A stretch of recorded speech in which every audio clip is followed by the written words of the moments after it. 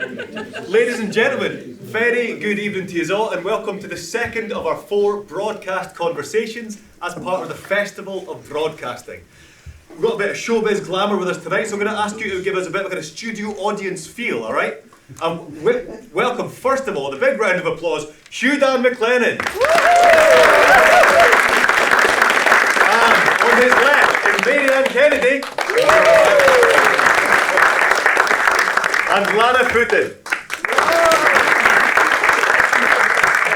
Great stuff. And I'm Alistair Heather, and I'm hosting this evening. I've been chatting to some of you on your way in. I think we're going to have a great night. There's a lot of interest in Gaelic in the room, there's a lot of interest in Scottish languages in the room, and there's also just a lot of interest in broadcasting. Pre-BBC Alapa, talk us through what the earlier forms of Gaelic broadcasting were, and how did Gaelic find its way onto television, first of all? That's a nice, gentle opener. And the history of Gaelic before 2007, please. Before 2007, well, just having done the sum the other night, I was astonished to find when I did the sum myself, where I've been involved for 40 years, it's nearly half of the whole of BBC Scotland's history, which started in 1923, which is why we're doing all this centenary stuff. We're actually keeping Hugh Dan as part of the archive. He's not leaving.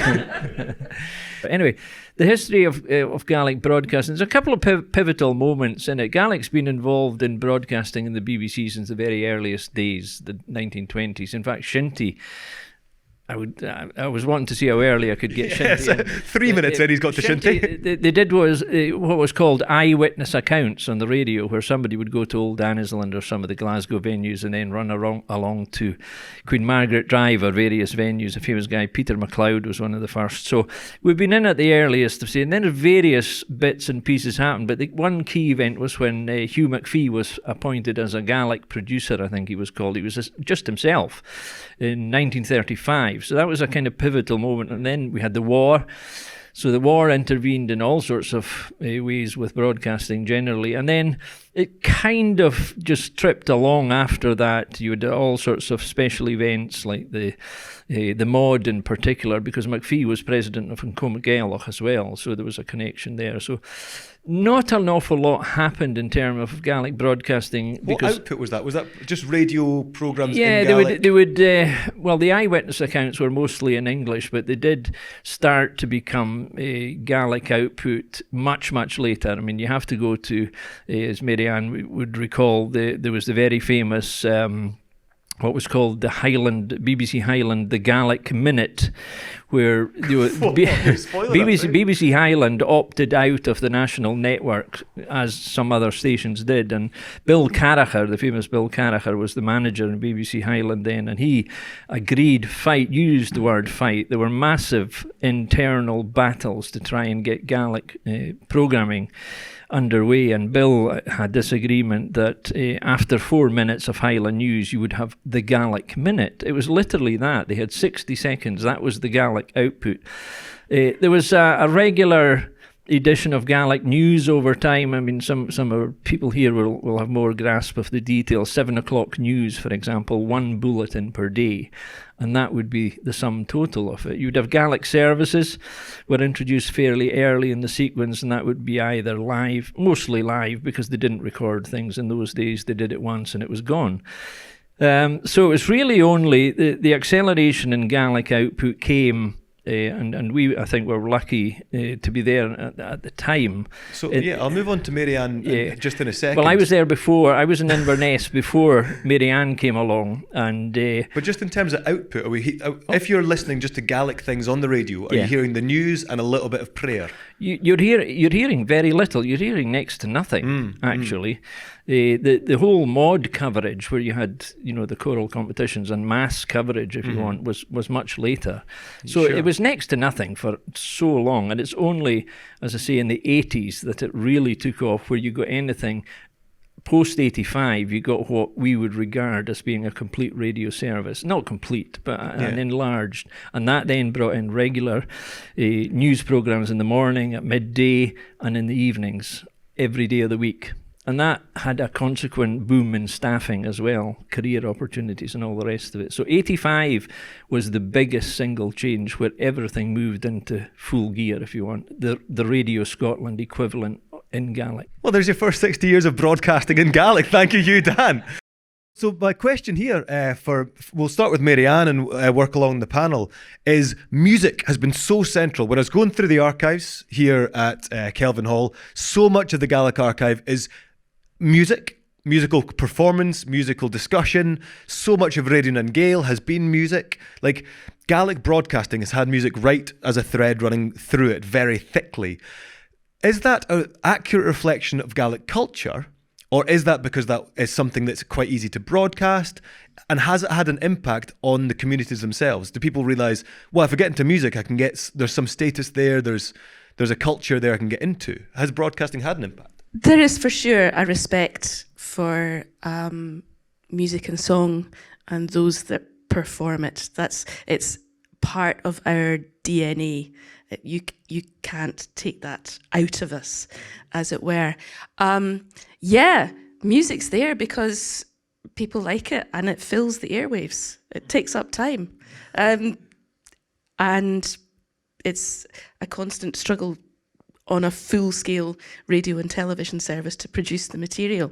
But what is interesting is if you look at other cultures, let's say Portuguese fado, for instance, has come under the same influences of official broadcasting mores in terms of what was considered acceptable to broadcast. So they went through the soupy orchestral arrangements. They went through the having to be auditioned and only those and such as those, and they had to be wearing their evening gowns, and you had to go through the blind audition, and no, you couldn't have solo singers. They had to be accompanied by sometimes absolutely fantastic classical pianists, folk guitarists.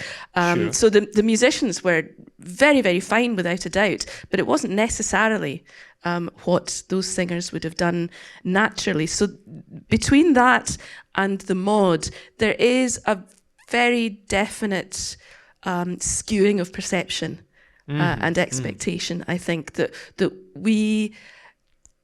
they are amazing things in and of themselves, but we should constantly challenge those perceptions and expectations, I think. Great point. Could you pass that along to Lana? So Lana, I'd love to ask you, you've obviously, not so recently now, but had that single out with Valtas. Valtas are a kind of modern Gaelic pop band, would you say? I think they call it neo-trad. Okay, well, I'm seeing some faces being pulled at the back row. But a neo-trad Gaelic band, you had a great single out with them called Home. I'm interested in your upbringing. It was like very kind of a lot of BBC Alapa going. Tell me about that preponderance of music. Do you think that influenced your learning of the language and your understanding of the culture? That dominance of music on there? I think definitely, like Marianne was saying, it's just, music is always there. If you're talking about Gaelic, you're talking about music a lot of the time, and you can't escape it. Not that you should want to, but even if you tried, you probably couldn't. And it does go hand in hand with the learning throughout school, all of that. And like you were saying, so much of the programming is musical. I think it's a great thing because it is very representative of the culture and the people who are speaking the language. I think it's great for the musicians. It's a brilliant platform for them. Festivals are covered that normally probably wouldn't. You get Belladrum on the TV, all of that, which is great to see. And there's these small artists who they go, oh my gosh, we've got 5 minutes on BBC Alnapa, which is so exciting for them and so brilliant. So I think the music programming is really, really important. I just wonder how it can develop and kind of grow some arms and legs. That, if I can just ask that again, like, how much is that reflecting the culture and how much is it affecting the culture? I think it is quite reflective. I mean, the music community, I would say the traditional music community is thriving, I would say. I don't know if I'm in a position to say that, but from my opinion, I think it is. But in terms of like traditional Gaelic singing, I think people are moving away from that in young people, not actively, not like on purpose. It's just kind of the way that they're going. And obviously you've got the people who still do the mod, and it's of huge importance. Makes sense. Like they are on BBC Alpha, but I don't feel like there's too many places outside of the mod where you might. Yeah, sure. That's really interesting. Yeah. But part of the reason for that is that the BBC, in whatever shape and form over the last 100 years, have dictated the agenda.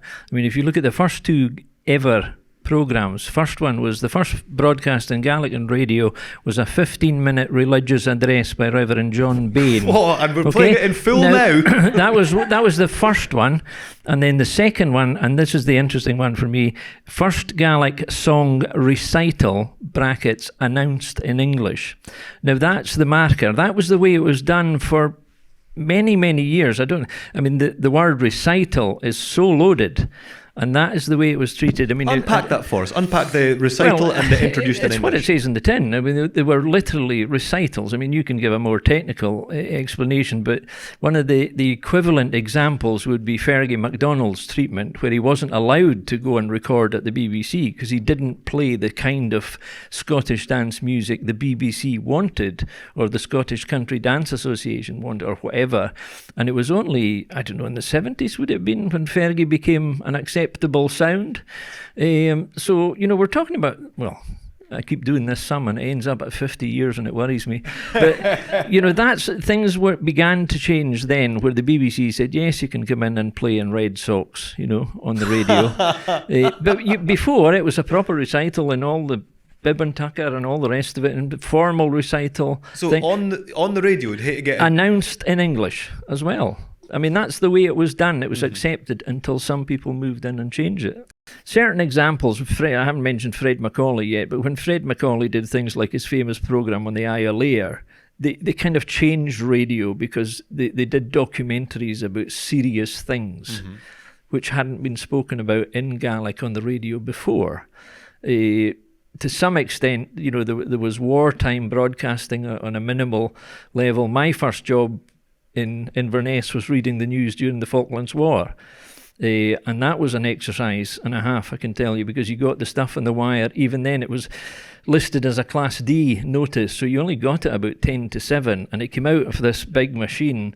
It was like a roll of toilet paper. I mean, it was enormous, and you had to find the news, but the news was all about the war. That's all we were speaking about for 5 minutes. You then had to, the old corny routine, what's the Gaelic for an exocet? I wasn't born and brought up. What's the Gaelic for an exocet? I wasn't born and brought up with wartime vocabulary, so I had to go back and check what a submarine was. And these were all words which were common to people of a certain age, but not to me, born and brought up in Cool and 56 onwards. I had to relearn that very quickly, and you were only given 10 minutes. And I don't think you were there. Things happened, but you had to work in English, but the output was in Gaelic. You were getting all your input in English. Now it's different. All your input's in Gaelic, mostly. That's really tricky, Marianne. Yeah, our code switching is ace. And when I was starting out working on these news programmes and bulletins, I had this image of my mum and my great auntie Shaunak both sitting at their respective wirelesses with a notepad and pencil, taking down, and sending me the corrections, because I had lived down in England for a good few years, and my Gaelic was the Gaelic of the domestic situation, and my higher Gaelic, that was as far as it went. So huge steep learning curve that was a real challenge and a real pleasure. But yes, I did have this picture of the two ladies sitting there going... Your harshest critics, that's awful. But if that hadn't happened, because they would phone up and they'd say, see, there's actually this really good word for hypothermia. Yeah. That's the one that sticks. I don't know why. When you read a Gaelic news bulletin, in those days, we were all on the same floor. Studio 1, Studio 2 was through from the newsroom in Inverness. Fred's office was up the stair. And you would read the news bulletin. And by the time the pips had finished, Fred would be standing at the newsroom door with his little black book. And he would go through your news bulletin like a dose of salts. And he would... why did you say this? Why did you say that? Why didn't you say this? And I'll tell you one thing, you never made the same mistake again. But it was part of that steep learning curve. Part of that steep learning curve, and he did it for the best of reasons, absolutely for the best of reasons, and we're all the better for it. So Lana, I'm interested in that, you being in your 20s and you kind of come of age in a non-Gaelic speaking household, but with all this broadcasting. What was your experience of dialects? Because something I've heard a lot about the early days of Radio Nan Gael is that Abdi coming in had, as you said, some sort of distinct Gaelic. And so did you grow up just experiencing all the dialects through Radio Nan Gael, or did you have that big sort of Lewisach bias, the kind of Stornoway FM kind of thing? I think if you're not from Lewis, you have that biased anyway. I've dialects in Gaelic maybe aren't at all quite as strong as they used to, just because people coming up through Gaelic medium education, you know, my primary 1 teacher was from Ness, and then my primary 2 teacher was from Skye, and it changes every time. So I might, because my grandparents are both from Skye, well, my granny's from Rossi, and so I pick up a lot of their dialect. But even in my class, where we all went through school together for however many years, everybody says words differently because they've picked it up from different teachers. So I suppose for me in my 20s, even us, we've all kind of got different dialects, but it definitely felt like there was a kind of like a standard of Gaelic that, okay, that sounds good, and that is maybe what I wish I sounded like. And there's definitely, I mean, we're working in TV just now, always so worried and insecure that you've gone, oh no, and you just slipped up, and I knew that wasn't right, but it came out, and I've said it now, and you imagine it is the people sitting at home are there with the next going, oh, for goodness sake. I remember once I had said savach, be savach, be quiet, and my grandpa went, oh, for goodness sake, you say bisach, and I was just like, oh right, yeah, no, I do, but someone, and it's just, you do get really worried about it, because there are some people, which is brilliant that they're the people that kind of go, you know, we need to hold ourselves to such a high standard, and there's right and there's wrong, and I think that is so important. But when you're not quite right, it's really nerve-wracking, and you're just kind of waiting for that. Yeah. And it always comes. Yeah.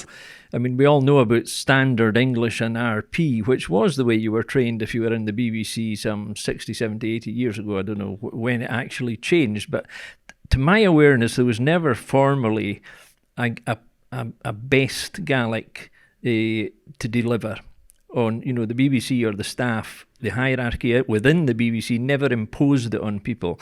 It was more from outside or from family or whatever, and you had this notion of mid-minch Gaelic, which was a kind of mixture of Liosach and whatever, all the different Gaelics, and then you had outliers like John Carmichael from other areas talking. But now, if you listen to Radio Scotland, you hear people, and you wouldn't have heard this that long ago, Jonathan Goodland, all these Shetland voices, for example, appearing in sports bulletins. There was a day that wouldn't have happened. You wouldn't have heard so many Northern Irish accents on BBC Scotland. That's in our generation. Because certainly, I'm aware of that. Yeah. There's broadcasters that are just maybe a generation older than me that talk about. Nobody would dare tell Jonathan Sutherland, for example, or Goodlad, don't say that, didn't say that, because you would get a. Yeah, totally. You know, but like it was the previous generation, like they were like previous broadcasters are told you can't speak like that. Yeah, it's no. But I think Lana's right. People become hypersensitive and paranoid about it. Well, the BBC don't need to tell you what to do, because you've got a voluntary language Stasi at home listening to your broadcast. But it is also it's as the result of the work of people like Billy Kay and the Odyssey series that said, no. This is okay, and it took a great deal on that side equally to bring these diverse voices onto the air in Scotland. Hugh Dan, let's start with yourself. Shinty, again, I'm interested in that reflection and effect of broadcasting. Would you say that the broadcasting has brought new life to Shinty, or is it reflecting a vibrancy that's always been there? I was born and brought up in Glenkingie Street in cool beside people like Duncan Shearer, we had Donald Park, we had all these guys who were great at football, but we were also very, very aware of the importance of shinty. And I went to my first Camanachd Cup final in 1964, sitting on my father's shoulders, and Kilmally won the cup that night. And I always remember the old McBrain's bus took the boys round Cool, and I remember the cup hanging out of the bus window as they went round. Goodness knows how the cup has survived. But I think the reality was that was really where we caught the bug, because, you know, a local team winning a massive competition like that, it was very real. I mean, it was hands-on stuff, and we were given sticks by the players, and, you know, they were our superstars. We had no Xboxes. We didn't even have telly in those days. Shinty was everything to us. I lived just like from here to where James is, from the school playground, and we had a bus shelter, a weather shelter, which served as our goals for all sorts of sports. And and a boxing ring at times, and we had a field further down, which was a farmer's field, which was called the third field, because it was the third field, and it's now the home of Kilmally Shinty Club, and we used to go down there all the time, and nobody asked where we were, because we were always out. Either we took the shinty sticks out, or we took a football out. There was no rugby at that time. It hadn't arrived in Lochaber, but it was our life. And I only became involved in broadcasting when I went to work with the BBC in '83, and then I got involved with John Willie Campbell. I did my first commentary of the final in '83 with David Francie. Hands up those who remember David Francie. They're people of a certain vintage. But talk me through that, because that's quite a momentous thing. Because sports broadcasting is so popular in Scotland, such a mad country for its sport. How did the conversation happen to get commentary in Gaelic? Well, that comes as we progress onwards. I thought it was a total wind-up. I was on a 10-week training course in London in '83, just after having started, and I got a call from somebody in BBC Sport in Glasgow who said, "We want you to do the Shinty Cup final on Saturday." And there was never any suggestion that would be in Gaelic, because at that time it just didn't happen. The assumption was in English. I said, "Who's doing the commentary?" And they said, "David Francie." And at that point I thought, this is a real wind-up, because here was this wee guy from Cool, in amongst all the stuff in London. Francie was going to be doing he'd never seen a shinty match. So he was doing Scotland-England at Wembley the next week, so he picked me up, chauffeur-driven car, up Wembley Way, peaked cap driver, all that stuff, and we got there. David Coleman, Emlyn Hughes, all these guys, and Hugh Dan in the VIP lounge at Wembley, and we up in the gantry, and he did the first half commentary, sitting about doing nothing at half-time. And I said to him, "How are we going to do the shinty on Saturday, Mr. Francie?" He was always Mr. Francie. And he said, "Well, it's like this. He had two teams," and he says, "You put your pen on the guy who hit the ball, and I'll do the rest." So I said, "Like this?" I said, "Yeah, that's it." And then he went quiet. And I thought, "Is that it?" And he said, "When I hit your elbow like this, Sonny, you speak." I felt that big. And that was how it started. We did the final, '83 final, seamless. Like, got mentioned in the autobiography, all that stuff. And then it went on, worked with David Begg, various other commentators, doing it in English. The assumption it was always in English. There was never any suggestion it would be in Gaelic. 1990 even, it was all still being done in English. When Sky won the cup and John Willie commentated on it. I had to get the wee Sky plug in. And then it went on, and then '85, when Radio na Gael came around, I can't remember when the first football commentary was done, Scotland-England at Wembley. Mindy and Angus MacDonald was probably the first one, '87, '88. That was the first live radio commentary, and from then on, in Gaelic, and the guys were doing it as part of radio. It was the arrival of Radio na Gael that enabled them to have the platform to do it. So, Marianne, what have you seen of sports broadcasting and its impact on kind of the acquisition of Gaelic and the exposure to Gaelic? I think the thing to remember is that BBC Radio na Gael as a national broadcaster only kicks in the mid-90s as a wholesale radio service. And at that point, the news service was pretty advanced, but there was always just the tiniest corner, really, relatively speaking, for sport, but people were desperate for it. Mary knew her stuff inside out, back to front, upside down. The boys, because it was mostly, that's why Mary kept tabs on everybody else and just was in charge. Not anymore, it has changed. But at that point, the lads were doing, they told me, John Morrison and people like that, they did the equivalent as younger folk of singers singing into their hairbrush in front of the mirror. They had already mastered the art of commentating in Gaelic, just talking about what was going on the telly. So they were so desperate, they were so ready when Sportnasheach and eventually took to the air, and then it was a very natural progression onto BBC Alaba. And it's hugely important for the language, for young people especially. Not everybody is into arts and culture and singing and songs. And the work that Sport Gaelic does and the sports that are offered on television and radio give people a feeling of avisteach. It's ordinary, it's normal. There's no othering when you get into the whole elements of culture. Young guys and girls just want to be like everyone else. Totally. And if you are playing football, but it's in Gaelic, playing shinty, but it's in Gaelic, that's normal. And that makes the language acceptable to them, to a young person.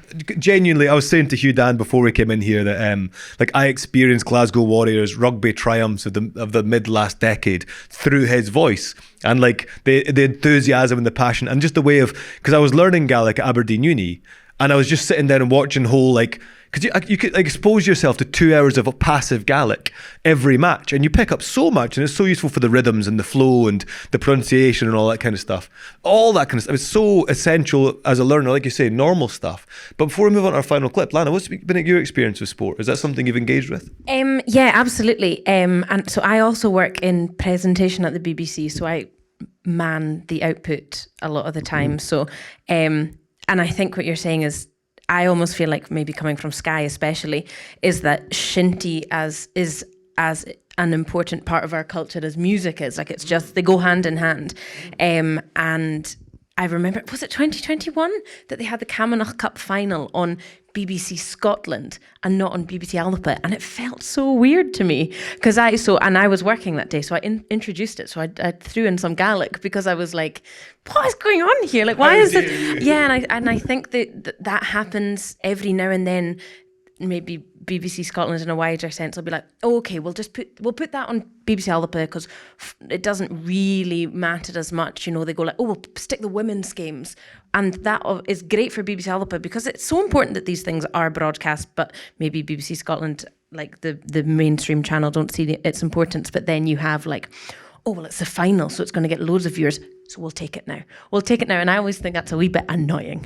But yeah, I think sports on the channel is done brilliantly, and it's so many of the live packages, which when I get to work on the other side is much more exciting than the kind of pre-programmed stuff. So I think it's brilliant. And as you're saying, yeah, it's a lot of the time it's the young folk just blethering about sport the way that they would blether about sport over dinner or over a pint. And I think that is one of the most important things about the language, and its progression is just the chit chat, the normalization of it. It's not big and scary, it's just a conversation. So a big question I want to leave you with. I advertised this evening as a Gaelic and Scots in broadcasting, right? I went through the archive. There's cracking stuff. There's cracking stuff in Scots for amateur filmmakers, but there's barely anything that's been broadcast in Scots. I'm from Angus, and so my grandparents and my mum and myself, we like Scots was our language, but it's not really been on air.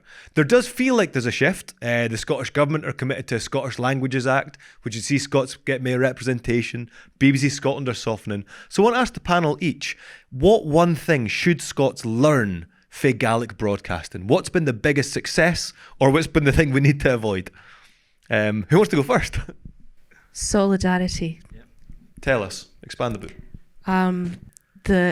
It would be helpful if we knew who the Gaelic minister was today, which I believe we still didn't know. We still don't. Gàidhlig and Scots. Gaelic and Scots minister with the Scots Languages Bill coming through. Everything has to be hard fought for. Persuasively, nice to death, positive even when it's killing you to be positive, and never, you get this at the expense of us. That's what I mean by solidarity. 100%. You win, we all win. 100%. Totally agree with that. Hugh Dan? Yeah, I can go back to 93 when really where we are now started, when we had all these endless conferences and reports and everybody thought, what's the point of this?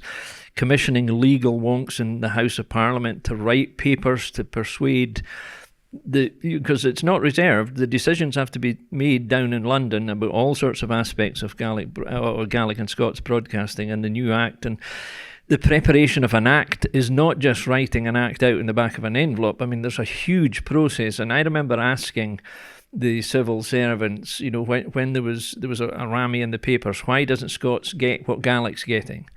And the answer was, A, you've never asked. B, you've never asked in the right way. And then they turned it back on the Scots lobby by saying, when we ask the Scots people, the lobby, what do you want and how do you want it? There's no agreement. Everybody's got a different, it's almost like the accents thing. They've got a different version of what they want. We can't cope with that. That's not the way government works or decisions are made. So there has to be a consensus, solidarity, and there's no divisiveness. There's no way rob Peter to pay Paul can be acceptable to anybody. And I'm not saying we just get what we keep because we fought for it. That's partly true. But we would gladly accept Scots getting the budget we get, as long as it doesn't come from the Gaelic budget. No, that wouldn't be acceptable to anybody. No, but sometimes it's portrayed like that to be divisive. I think sometimes we get set up against each other, and particularly in the northeast of Scotland, there's a bit of resentment around Gaelic that needs to be taken care of. And within the political movement, I have to say, at some of the highest levels at the moment, there is less than total support for Gaelic. Lana? Never mind Scots. Aye.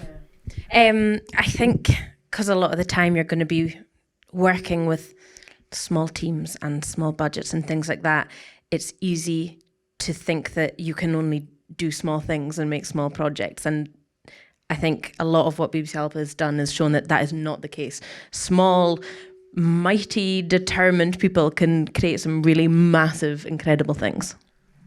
We'll end on that beautiful... Can I just say, just on the back of what you said there, this year the Oscars were completely taken over by the Irish, between the Banshees and Halling Cune.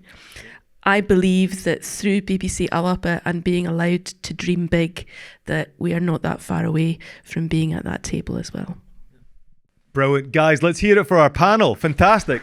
Lana, Marianne, Hugh Dan, thank you so much. And guys, thank you so much for coming along and for joining in and lending your enthusiasm to the evening. It's so appreciated.